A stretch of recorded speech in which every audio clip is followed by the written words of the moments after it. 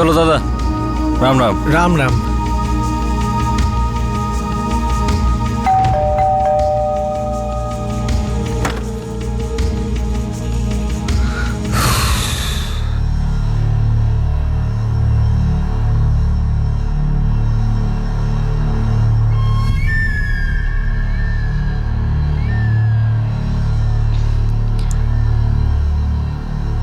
অভয়, এটা বাবার জল। নিতে দে সাক্ষী, ছোট তো। বড় তো হতে হবে। তুমি এটা নাও। নে বাবা।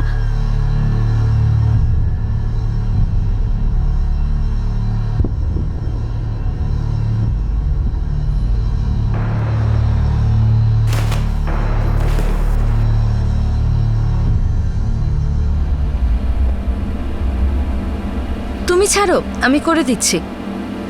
জানি না, আজকে ভীষণ ক্লান্ত লাগছে, খুব একটা ভালো লাগছে না। আমি শুয়ে পড়ছি। হ্যাঁ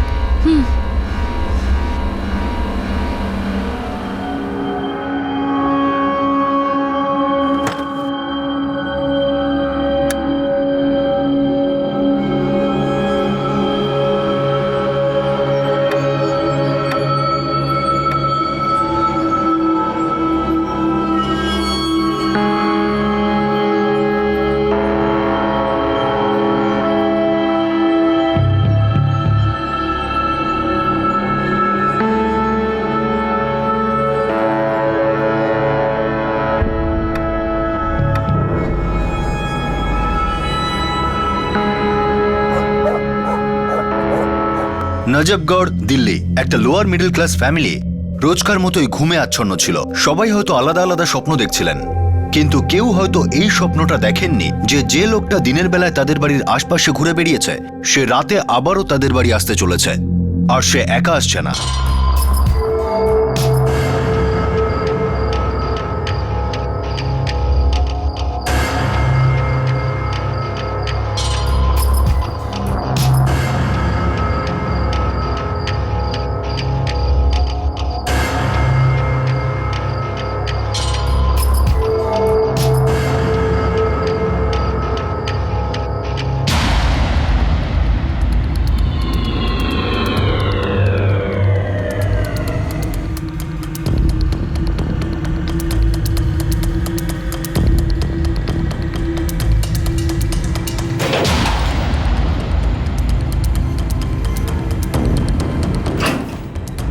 এই এই শোনো, টাকা কড়ি সোনা গয়না রূপো যা পাবে তাড়াতাড়ি নিয়ে নাও, তাড়াতাড়ি করো।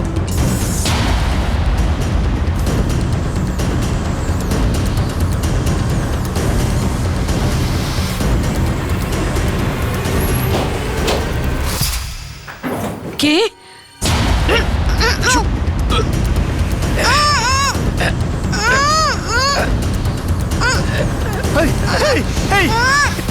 ছাড়ো ছাড়ো ছাড়ো, সাক্ষী, চলো চলো চলো চলো চলো। অনিল, সাক্ষী, মিনা, মিনা, অনিল, অনিল, সাক্ষী, অনিল।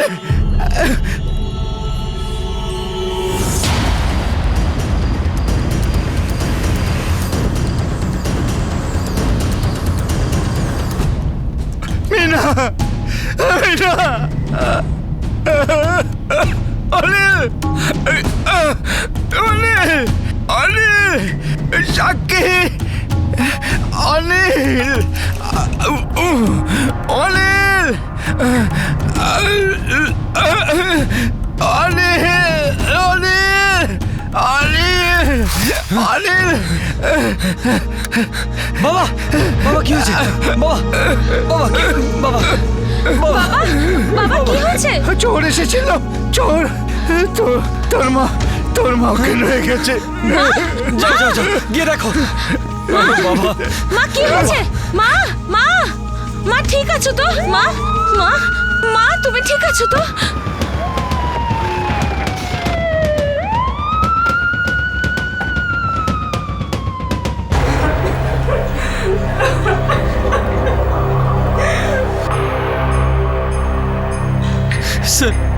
স্যার আমি অনিল, আমি আপনাকে ফোন করেছিলাম। ওনার আঘাত কিন্তু গুরুতর। হ্যাঁ স্যার, আমরা অ্যাম্বুলেন্সকে ফোন করেছি, চলে আসবে এক্ষুনি।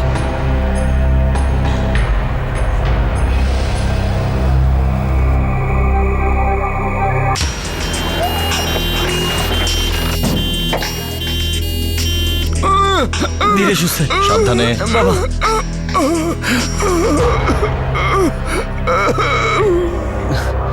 তুমি তোমার বাবার সাথে হসপিটাল যাও, আমি ওখানেই যাচ্ছি। হ্যাঁ স্যার।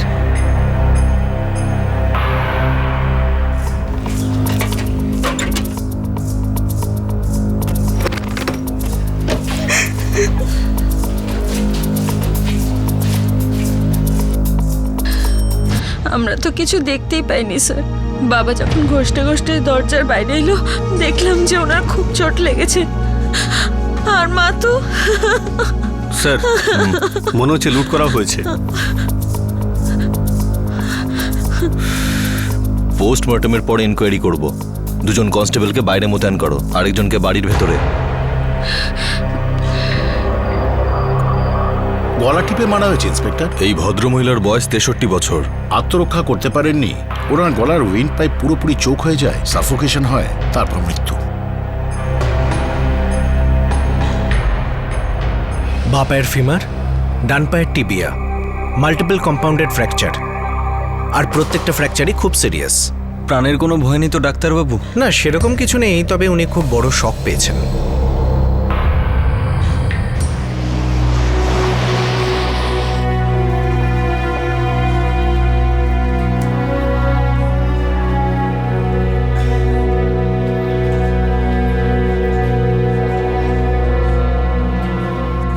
রূপোর সমস্ত গয়না নিয়ে গেছে ওরা। লকারে 3000 টাকা ছিল, সেটাও নেই। এখান থেকে বিশেষ কিছু যায়নি। আমরা এখানে খুব দামি কিছু রাখি না, এমনি কিছু পড়ে থাকে আর বইপত্র এইসব।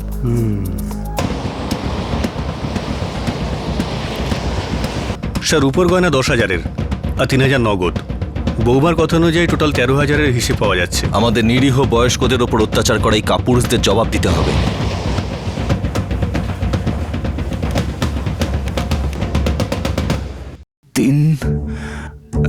হয়তো 3 জন ছিল, না 3 জনই ছিল। ওরা ঘরের ভেতরে কি করে ঢুকলো বলতে পারেন?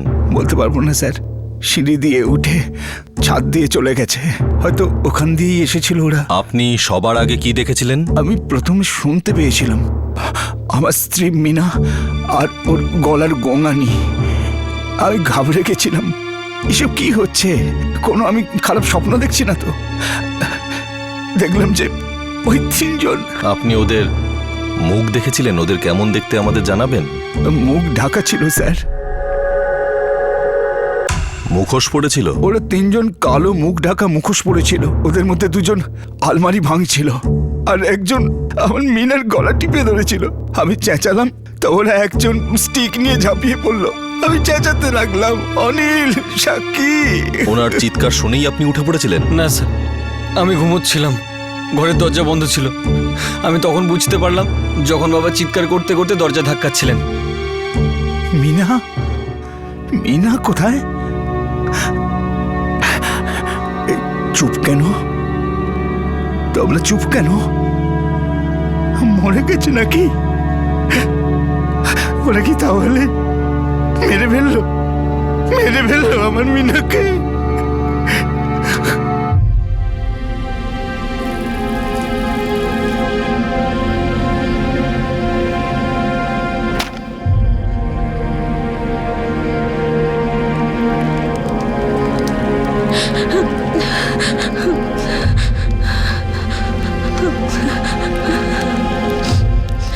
এই হামলায় 63 বছরের এক মহিলার মৃত্যু হয় আর ওনার 65 বছরের স্বামী গুরুতর আহত হন। দেশের রাজধানীতে সিনিয়র সিটিজেনদের উপর বেড়ে চলা হামলার এটা আরো একটা জলজ্যান্ত উদাহরণ। পুলিশ আর প্রশাসনের উপর এখন চাপ ছিল যে তারা যেন এই খুন আর চুরির রহস্যটা খুব দ্রুত সমাধান করে।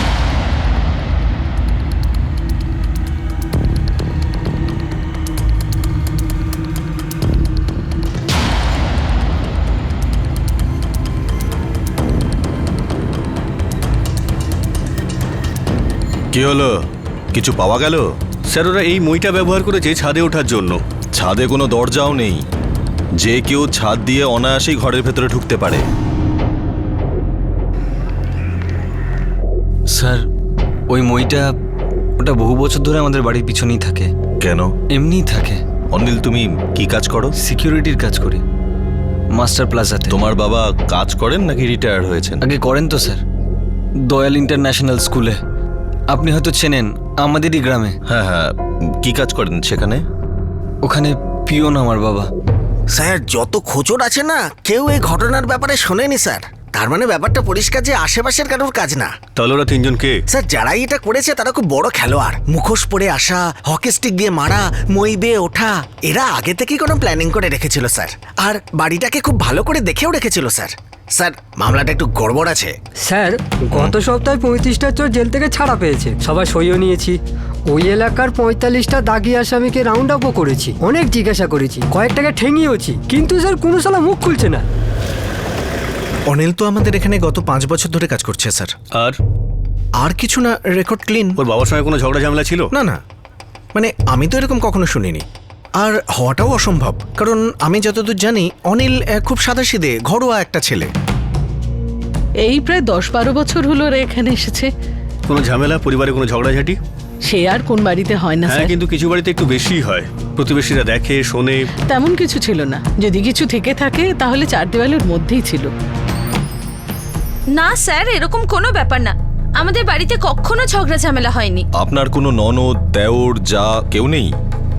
আগে না। কত বছর হলো আপনাদের বিয়ে হয়েছে? 5। আপনার বাপের বাড়ি কোথায়? এই পাশেই, পাশের গ্রামেরই মেয়ে আমি, এখান থেকে 3-4 কিলোমিটার। আর দুটো বাচ্চা আছে আপনার? হ্যাঁ। শ্বশুর শাশুড়ির সাথে সম্পর্ক ভালো ছিল? হ্যাঁ স্যার। শ্বশুর বাড়িতে কোনো ছোটখাটো ঘটনা, ঝগড়া এসব হয়নি তো? আগে না, কখনো নয়।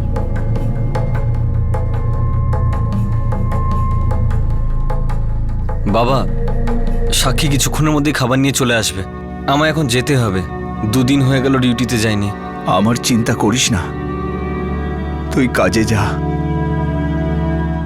স্যার অনিল আর সাক্ষীর ফোন রেকর্ড আমি চেক করেছি, তেমন কোনো সূত্র পাওয়া যায়নি। এতে দুজনের বক্তব্য হলো ঘরে কোনো ঝামেলা ছিল না। ইনফরমারদের ভাষায় কোনো চোর এতে ইনভলভ নয়, কিন্তু ঘটনা একটা ঘটেই গেছে আর একজনের মৃত্যুও হয়েছে, কিন্তু এখনো পর্যন্ত আমাদের হাতে কোনো সূত্র এলো না। স্যার চোর মুখ ঢেকে এসেছিল, অপরিচিত হলে সেটা কেন করতো? রাইট। অনিলের বাবা কৈলাসবাবু ওদের সবার আগে দেখেছেন। দুজন ঘর লুট করছিল আর একজন ওনার স্ত্রীর গলা টিপছিল। স্যার যখন মীনা দেবীর গলা টেপা হচ্ছিল তখন নিশ্চয়ই উনি চেঁচিয়েছেন, কিন্তু কৈলাসবাবু সেই চিৎকার অনেক পরে শুনতে পেয়েছেন, অথচ উনি তো খুব কাছেই শুয়েছিলেন। আরও একটা অদ্ভুত ব্যাপার স্যার। কি? কেন জানি না আমার এরকম মনে হচ্ছে যে কৈলাসবাবু নিজের ছেলে এবং বউয়ের ঘরে পৌঁছতে অনেক বেশি সময় লেগেছে। এদের ঘুমটা একটু বেশি বলে মনে হচ্ছে না? কেউ কিছু শুনতেই পেল না, ব্যাস আরামসে নাক ডাকছিল। ঘরের লুটপাট হচ্ছিল, একজনকে খুন করা হচ্ছিল, আর এরা আরামসে নাক ডাকিয়ে ঘুমোচ্ছিল।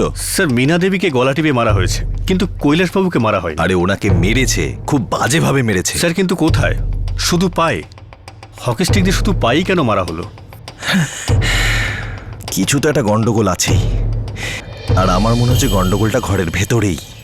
অপরাধের 2 দিন পর পুলিশ বুঝতে পারল যে এটা শুধু চুরি, আর সেই চুরির জন্য হওয়া খুনের বিষয় নয়। খুনি মুখোশ পরে থাকা সত্ত্বেও এই কেসের সেই লুকোনো মুখটা রহস্যের চাদরের ফাঁক দিয়ে অল্প অল্প দেখা যাচ্ছিল। আমার স্বামীর খুব ঘুম পাচ্ছিল, খুব ক্লান্ত ছিল, সারাদিন ধরে কাজ করে যে। আপনিও তো বাড়িতে সারাদিন কাজ করতে থাকেন। ঘরের কাজ তো কখনো শেষই হয় না, রোজ রাতে শুতে শুতে 11টা বেঁচেই যায়। আর বাড়িতে হামলা রাত্রি প্রায় 1:30টার সময় হয়েছিল। হ্যাঁ, সেই সময় আমি আর আমার স্বামী খুব গভীর ঘুমোচ্ছিলাম। একটা কথা বলুন, আপনি আর অনিল যখন রাত্রে শোন তখন আপনাদের ঘরের দরজা বন্ধ এ থাকে? আবার কি প্রশ্ন? বন্ধ থাকে কি না? বন্ধ করে রাখি। বাবা আর মা প্রত্যেকদিন রাতে 10টার মধ্যে শুয়ে পড়েন, আর বাচ্চারা মাঝে মাঝে চিৎকার চেঁচামেচি করে। এই ব্যাপারে কি আপনি আরো কিছু জানতে চান? শালা কাপুরুষ, যদি মারতে হয় তো আমাকে মারতিস, তুই আমার মিনাকে মারলি কেন? আপনার পুত্রবধূর সাথে স্ত্রীর কিরম সম্পর্ক ছিল? কি? এটা কি ধরনের প্রশ্ন? আপনি প্রশ্নটা শুনেছেন, এবার উত্তরটা আমায় বলুন। কি বলবো বলুন? আমার স্ত্রী তো আর নেই, ও শুধু অনিলের মাই ছিল না, সাক্ষীরও মা ছিল। এটা কোনোদিনও সম্ভব নয়। শাশুড়ি কখনো মা হতে পারে না, আর বউ কখনো মেয়ে হতে পারে না। তাহলে বলুন, দুজনের মধ্যে ঝগড়া হতো? আমি সব জানি না। কি জানেন না? আরে বাবা, বললাম তো আমি সব জানি না, আপনি কেন এসব প্রশ্ন করছেন? আমার স্ত্রীকে যে 3 জন মেরেছে, যান ধরুন ওদেরকে। না না, এ কি বলছেন আপনারা? সাক্ষী আর আমার মায়ের মধ্যে কখনো কোনো ঝগড়া হয়নি। আর আপনারা কি বলতে চাইছেন? হ্যাঁ ইব্রাহিম বল। স্যার একটা খবর আছে, জানি না আপনার কাজে লাগবে কিনা। ইব্রাহিম নাটক করিস না, চট করে বল। স্যার ওই যে মেয়েটা যাদের বাড়ি চুরি হয়েছিল, আরে অনিলের বউ সাক্ষী, ওর বিয়ের আগে একটা লাফড়া ছিল। ছেলেটার নাম বল। স্যার পিয়ুষ কোচার। লোক লাগিয়ে দাও এই ছেলেটার পেছনে, হয়তো এর কাছ থেকে আমরা কিছু জানতে পারবো।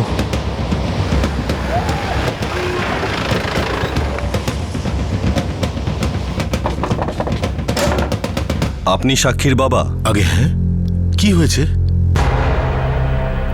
আগে হ্যাঁ, আমরা জানি বিয়ের আগে আমার মেয়ের একটি ছেলের সঙ্গে বন্ধুত্ব ছিল। বন্ধুত্ব নাকি বন্ধুত্বের থেকেও কিছু বেশি? আগে এর থেকে বেশি কিছু আমাদেরও পছন্দ ছিল না। আমাদের মধ্যে জাতের বাইরে বিয়ে করে না, কখনোই করে না। পরে আমাদের মেয়ে তার ভুলটা বুঝতে পারে আর তারপরে সমস্ত রকম সম্পর্ক ছিন্ন করে। ও অনিলের সাথে সুখেই আছে, শান্তিতেই আছে। আচ্ছা, ছেলেটা কি এখানেই থাকে আপনাদের গ্রামে? বছর 5 আগে পর্যন্ত তো এখানেই থাকতো, এখন কোথায় থাকে জানি না। আমাদের সঙ্গে কোনো যোগাযোগ নেই।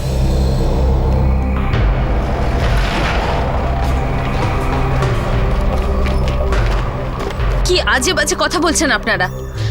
বিগত 5 বছরে আমি পিয়ুষের মুখটাও দেখিনি, আর না আমি দেখতে চাই। আপনার স্বামী সব জানে? কি বাজে কথা বলছেন আপনি?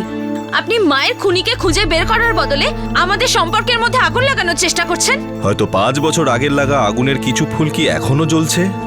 হয়তো আপনার শাশুড়ি সেই ফুলকিগুলোকে নেভাতে চেয়েছিল। দেখুন ম্যাডাম, হতে অনেক কিছুই পারে। পুলিশের কাজই হলো কেসটার সব দিক বিচার করা। আপনি কিছু মনে করবেন না। আপনারা আমাকে নিয়ে টানাটানি করছেন, আমাকে ব্ল্যাকমেল করছেন আমার অতীত নিয়ে। কিন্তু তাও আমি আপনাকে এই কথাটা আরেকবার বলতে চাই, বিয়ের পর বিগত 5 বছরে না আমি পিয়ুষকে দেখেছি, না আমি ওর মুখটা দেখতে চাই। আমার ওর সঙ্গে কোনো সম্পর্ক নেই। আর আমি আপনার কাছেও হাত জোড়ে প্রার্থনা করছি, ছাইয়ের মধ্যে আগুনটা খুঁজবেন না।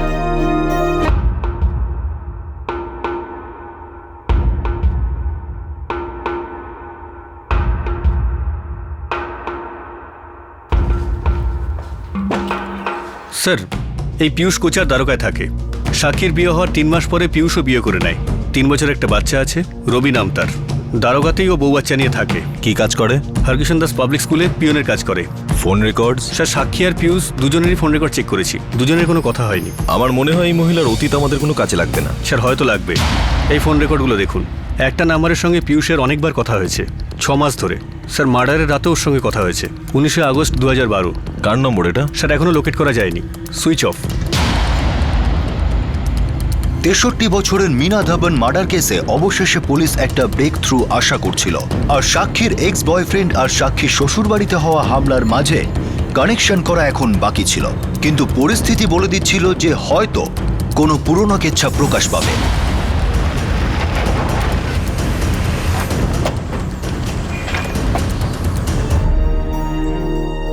Sir sir sir sir sir sir, এটা কি পাগলামো? পাগল তো আর কেউ, অন্য কারোর জন্য 5 বছর পরেও। কি বলছেন আপনারা?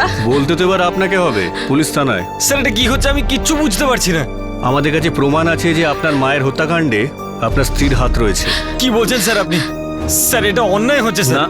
অন্যায় তো অলরেডি হয়ে গেছে। নিয়ে স্যার, চলো। আরে, কথা শুনুন স্যার আমার।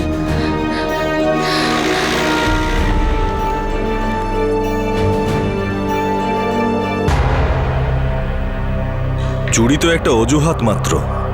আসল উদ্দেশ্য শাশুড়ির হত্যা, যেটা আপনি করিয়েছেন, ঠিক কি না? আমি মাকে মেরেছি, কিন্তু আমি এটা কেন করব? সেটা জানার জন্যই তো আপনাকে এখানে ডাকা হয়েছে। তাহলে আপনার কিচ্ছু জানার নেই, আমার থেকে তো কিচ্ছু নয়, কারণ আমি কিচ্ছু করিনি।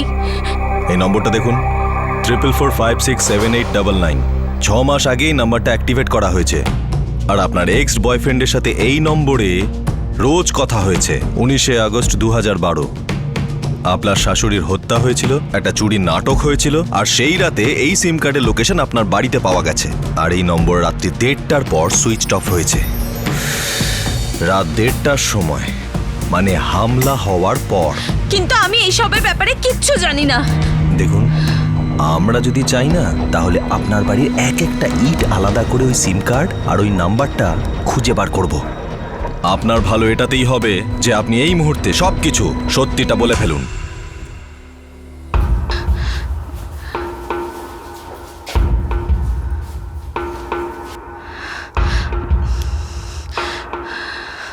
আমরা জানি আপনারা দুজন মিলে এই কাজটা করেছেন।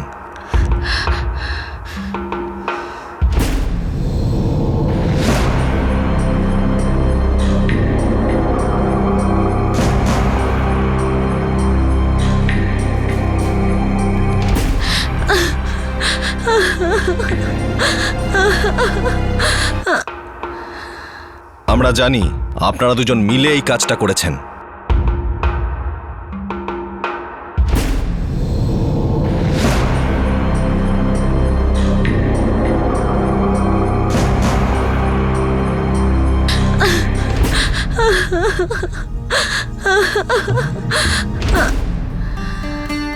ভুলে যাবে আমাকে? এইভাবেই ভুলে যাবে? ভুলতেই হবে। বাবা মা বলে দিয়েছে ওরা আমাদের বিয়ে কিছুতেই হতে দেবে না, আর ওদের মত ছাড়া আমি বিয়েটা করতে পারবো না। 3 বছর আগে তুমি এগুলো জানতে না? 3 বছর আগে আমি শুধু এটাই জানতাম যে আমি তোমাকে ভালোবাসি। আর আমি এখনো তোমাকে ভালোবাসি, আর সব সময় বাসবো। পিয়ুষ, বোঝার চেষ্টা করো, ভুলে যাও আমাকে। তোমার সামনে পুরো জীবনটা পড়ে আছে, আর আমার সামনেও। হয়তো আমাদের ভাগ্যে এটাই লেখা ছিল।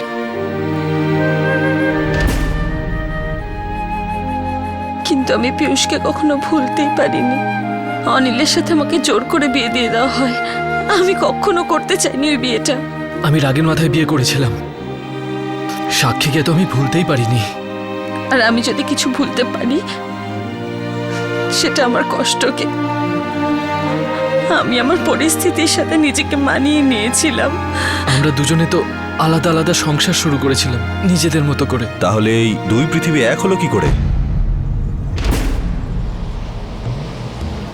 6 মাস আগে আমি বাচ্চাদের নিয়ে বাপের বাড়ি গেছিলাম। ওখানে হঠাৎ করে পিয়ুষের সাথে দেখা হলো, পুরো 5 বছর পর।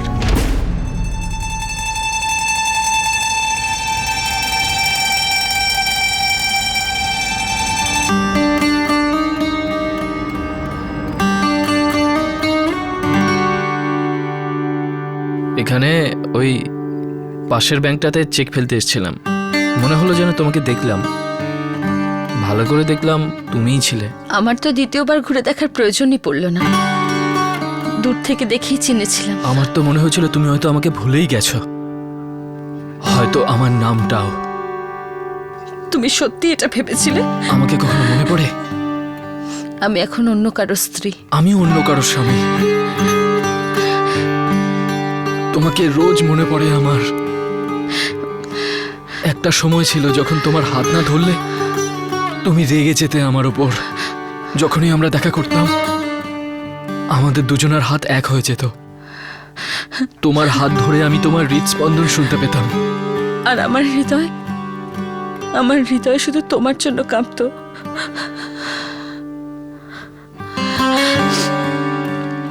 এখন শুধুই দায়িত্ব, বেঁচে নেই। তোমার হৃদয় এখনো কাঁপছে, আর শুধু সেটা আমার জন্য। আপনার 2টো বাচ্চা আছে আর তোমার একটা ছেলে। এই সব কিছুর আগে আমরা দুজনে একে অপরের ছিলাম। আমার মা বাবা আমাদেরকে আলাদা করে দিয়েছে, আমাদের ভাগ্যটাই বদলে দিয়েছিল। তাই আপনি নিজের ভাগ্য নিজের হাতে বদলালেন।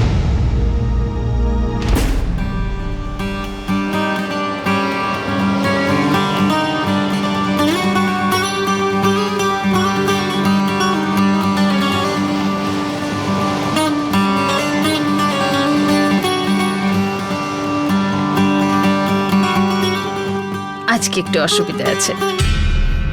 আরে বোঝার চেষ্টা করো, বাড়িতে অনেক কাজ আছে। আচ্ছা আচ্ছা ঠিক আছে, চেষ্টা করছি। এবার কোনো নতুন বাহানা খুঁজতে হবে।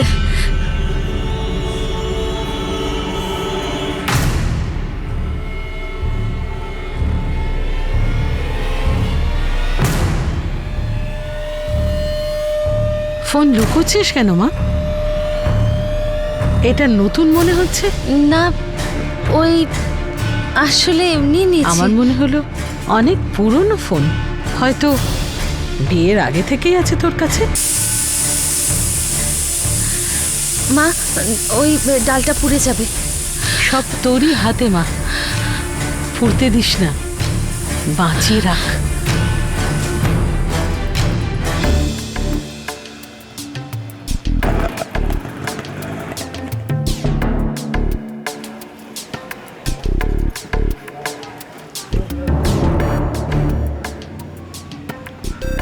পিয়ুষ, আমার মনে হচ্ছে যে আমার শাশুড়ি মা কিছু বুঝতে পেরেছেন।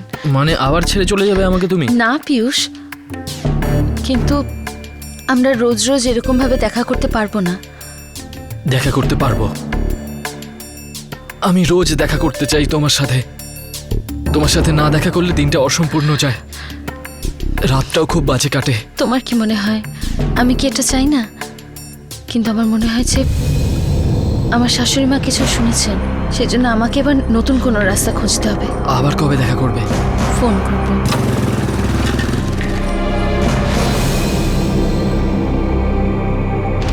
আর আপনার শাশুড়ি আপনার স্বামীকে সব বলে দিয়েছিল? উনি কাউকে কিচ্ছু বলেননি, আর আমিও বলিনি। কেন? আমি দুটো বাচ্চার মা, আমি ওদের জীবনটা কোনোভাবে শেষ করতে চাইনি। ওদের খুশি আমার জীবনে সবচেয়ে বেশি জরুরি। আর আমার খুশির কি হবে? আমি অনিলকে ঘেন্না করতাম তা নয়, কিন্তু বিনা ভালোবাসার জীবন কি আদৌ কোনো জীবন হয়? আমি আমার ভালোবাসাকে আবার ফিরে পেয়েছিলাম। আমি সবার জন্যই বাঁচতাম, এবার আমি নিজের জন্য বাঁচতে চেয়েছিলাম। তোর নতুন ফোনটা তো দেখছি সত্যিই পুরনো। বিয়ের আগের নাকি বিয়ের পরের? ওই আগের। নির্লজ্জতার সমস্ত সীমা পার করে দিয়েছিস তুই। বাচ্চাদের আমার কাছে ছেড়ে রেখে নিজের প্রেমিকের সাথে দেখা করতে যাস, লজ্জা করে না? আর এত যে বোঝালাম, কোনো ফল হলো না। এখন আমার কাছে একটাই রাস্তা বাকি আছে সাক্ষী। আমি সব সত্যি কথা অনিলকে বলে দেব যে তোর বউ লুকিয়ে লুকিয়ে প্রেমিকের সঙ্গে দেখা করে। বুঝে দেখ তুই কি করতে পারিস সে ব্যাপারে। না না মা, আপনি প্লিজ কাউকে কিচ্ছু বলবেন না। তোর মা বাবাকে বলে দেবো নাকি ওনারা সব জেনে শুনে চুপ আছেন? না না মা, ওনারা কিছু জানেন না। আর ওনারা যদি কিছু জেনে যান তাহলে ওরা বেঁচে থাকতেই মরে যাবেন। ভুল করে ফেলেছি আমি, খুব বড় অন্যায় করেছি মা। আমি হাত জোর করে ক্ষমা চাইছি, ভগবানের দিব্যি করে বলছি আমার বাচ্চার মুখ চেয়ে কাউকে কিচ্ছু বলবেন না। আমি আজ থেকে এরকম কিচ্ছু করব না। তাহলে এই ব্যাপারটাকে এখানেই শেষ করে দে সাক্ষী। আজ এক্ষুনি শেষ করে দে বিষয়টা। আর ক্ষমা আমার কাছে না, ভগবানের কাছে চাই পাপের জন্য। পাপ পাপ পাপ! আমি আমার কাজের জন্য মন থেকে মোটেও লজ্জা পাইনি, কখনো নয়। আমি আমার জীবনে ভালোবাসাই তো চেয়েছিলাম, যেটা আমার বাবা মামার থেকে কেড়ে নিয়েছিল। ভালো স্ত্রী, ভালো মেয়ে, ভালো মা, ভালো বউ ছিলাম। কিন্তু আমি আমার নিজের ভেতরের ইচ্ছেটাকে কেন গলা টিপে মারতাম? জীবন তো একটাই হয়, তাই না? পিয়ুষ, এবার আমাকে যেতে হবে, না হলে আমার শাশুড়ি আবার সন্দেহ করবেন। সাক্ষী, বসো। আমি মানছি যে আমাদের দুজনের বিয়ে হয়ে গেছে ঠিকই, আর জীবনটাও নরক হয়ে গেছে, কিন্তু আমরা কিছুতেই মুক্তি পাবো না। তুমি হয়তো বেরিয়ে গিয়ে মুক্তি পেয়ে যাবে, কিন্তু আমি, সমাজ তোমাকে ধিক্কার দেবে। দুটো বাচ্চার মা যদি নিজের স্বামীকে ছেড়ে নিজের প্রেমিকের সঙ্গে থাকতে চায়, তাহলে সেই নারী নারী নয়, ডাইনি বলে পরিচিত হয়। এখন ডাইনি হলো তোমার শাশুড়ি। না পিয়ুষ, শুধু শাশুড়ি মা নন, বাবা মাও ডাইনি, সারা দুনিয়া ডাইনি। সাক্ষী, আমরা নতুন একটা সংসার বাঁধবো। এখন তো শুধু তোমার শাশুড়ি আমাদের ব্যাপারে জানে, তাই না? কয়েকদিন পর আর কেউ জানবে না। তার মানে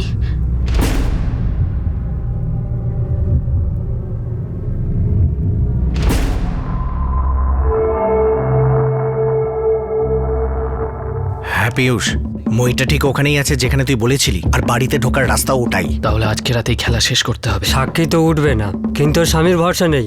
ও যদি উঠে পারে? নবীন আমার জামাইবাবু আর সুনীল আমার বন্ধু, আমি ওদের দুজনকে আমাদের এই প্ল্যানে নিয়েছিলাম। Welcome to Britain world. How may I assist you? নতুন ফ্ল্যাটের জন্য একটা স্ট্যান্ড ফ্যান আর কুলার নেব। এই পচা গরম থেকে একটু স্বস্তি চাই। বাজার চলতে সব ব্র্যান্ড তো আর ভরসাযোগ্য নয়। তার জন্য তো আমাদের ফ্যান আছে, all purpose bullet table fan, ceiling fan. আমাদের সিলিং ফ্যান কিন্তু 30 মাসের ওয়ারেন্টি সহ পাওয়া যায়। আছে ফারাটা 2 বছরের ওয়ারেন্টি, 17 থেকে 20 মিটার এয়ার ফ্লো, মধ্যবিত্তের সাধ্যের মধ্যে একমাত্র ভরসাযোগ্য ব্র্যান্ড বিটেন। আমাদের কুলারের কিন্তু অনেক range, 45 litres, 50 litres, 70 litres, 90 litres, 110 litres. Honeycomb সহযোগে বিটেনের সব কুলারের ওয়ারেন্টি 1 বছর। চেনা হাওয়ায় অচেনা অনুভূতির জন্য একমাত্র আদর্শ বিটেন। গরমে স্বস্তি পেতে বিটেনের ফ্যান হোক বা কুলার আজই আনুন বাড়িতে। Beaten, digitally years. আপনিও তো এই প্ল্যানে যুক্ত। আপনি তো ঘুমানোর অ্যাক্টিং করছিলেন যখন লুটপাট আর হত্যা হচ্ছিল, কিন্তু আপনার স্বামীর কেন ঘুম ভাঙলো না সেটা বুঝতে পারছি না। উনি ঘুমিয়ে থাকার নাটক কেন করলেন?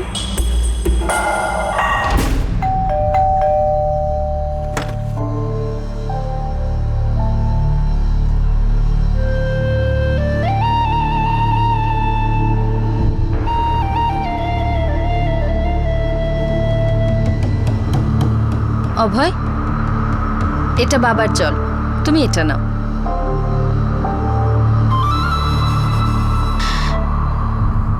আমি অনিলের জলের মধ্যে ঘুমের ওষুধ মিশিয়েছিলাম। আজকে ভীষণ ক্লান্ত লাগছে, খুব একটা ভালো লাগছে না। আমি শুয়ে পড়ছি। হ্যাঁ,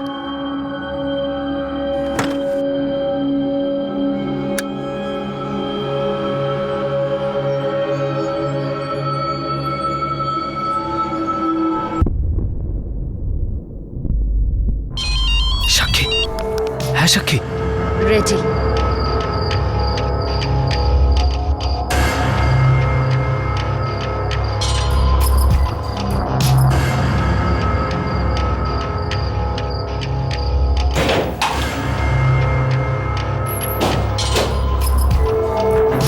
কে? ছাড়ো ছাড়ো ছাড়ো! অনিল! সাক্ষী! ছাড়ো! অনিল! সাক্ষী! মিনা! মিনা!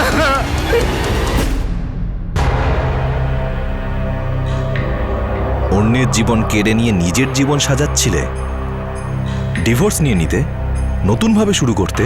আজ নয়তো কাল প্রতিবেশী, আত্মীয় স্বজন সবাই মেনে নিত। বলেছিলাম আমি আমার বাবা মাকে, আমার ভালো চাও তো আমার কথা শোনো। ওরা তখন আমার কথা শোনেনি, তাহলে এখন কি করে শুনতো? আমার মতো করে ওনারা ভাবতেই পারতো না। বাবা মার উপর রাগ ছিল তোমার, তো শাশুড়ির উপর কেন শোধ তুললে? নিজের বাচ্চাদের আর অনিলের ভবিষ্যৎ নষ্ট করেছো তুমি, আর তোমার শ্বশুর মশাইয়েরও। ওরা তোমার কি ক্ষতি করেছিল? হ্যাঁ,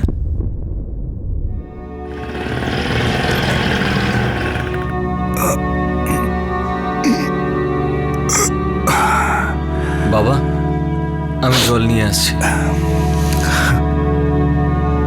অনিল, তুই কি আসলে সত্যিই কিচ্ছু জানতিস না? বাবা, না বাবা, সত্যি আমি কিচ্ছু জানতাম না।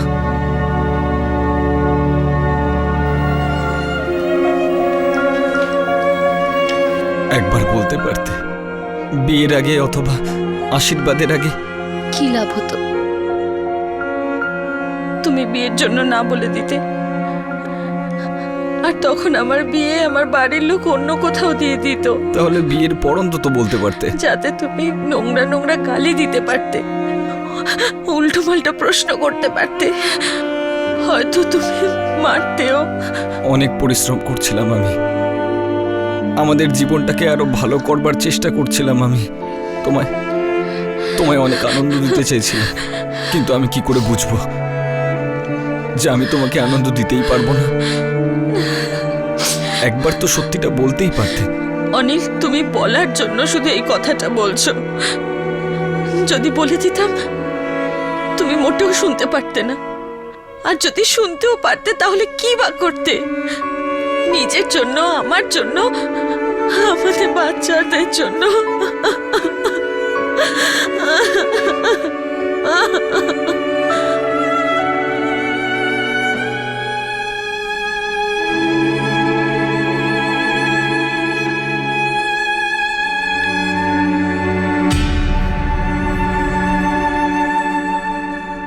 সাক্ষী আর পীযূষ এখন জেলে রয়েছে। পীযূষের জামাইবাবু নবীন কুমার আর তার বন্ধু সুনীল কুমারও পুলিশ হেফাজতে রয়েছে। নবীন পীযূষকে সাহায্য করতে এই অপরাধে তার সঙ্গী হয়েছিল, আর সুনীল টাকার জন্য এই ক্রাইমের অংশীদার হয়েছিল। এই অপরাধটি দুটি পরিবারকে ধ্বংস করে দিল আর একজন নিরাপরাধের প্রাণ নিল। সাক্ষীর যন্ত্রণার ব্যাপারে কেউ আঁচও করতে পারেনি, একমাত্র সাক্ষী নিজে ছাড়া। আর ওর বাবা মাও এটা মেনে নিয়েছিল যে সে নিজের স্বামীর সঙ্গে সুখেই আছে। স্বামী অনিল সাক্ষীর নর্মাল আচরণের দরুন কখনো এটা বুঝতেই পারেনি যে সাক্ষীর মনে আসলে কি চলছে। আর যখন তার শাশুড়ি মিনা এটা জানতে পারলো, তখন ওনার দৃষ্টিভঙ্গিতে সাক্ষী বিশাল বড় একটা পাপ করছিল। সাক্ষী আর পীযূষ নিজেদের স্বার্থ চরিতার্থ করার জন্য একজন নিরাপরাধের প্রাণ নেয়। যদি সাক্ষী আর পীযূষ নিজেদের জীবন সত্যি একসাথে কাটাতে চাইতো, তাহলে তারা আইনের দরজায় কড়া নাড়তেই পারত। ডিভোর্স কোনো পাপ নয়। হয়তো এই কথাগুলি বলে দেওয়া খুবই সহজ বিষয়, কিন্তু করা খুবই কঠিন। আমরা আমাদের প্রাচীন সভ্যতা সংস্কৃতি নিয়ে গর্ববোধ করি।